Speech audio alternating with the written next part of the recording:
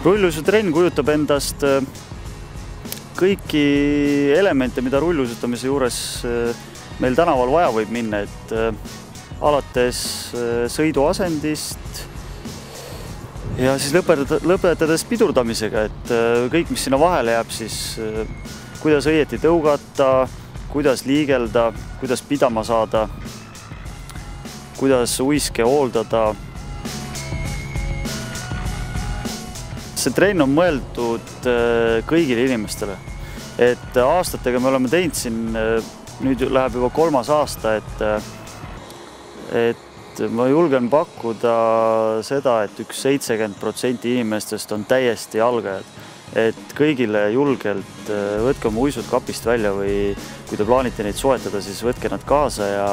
tulge siia trenni, et me alustamegi nii-öelda ABC harjutustest, et kuidas saada nendega pidama, kuidas nendega liiklema saada, et see on täiesti kõigile jõukohane,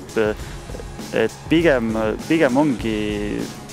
ütleme, suunatud sellisele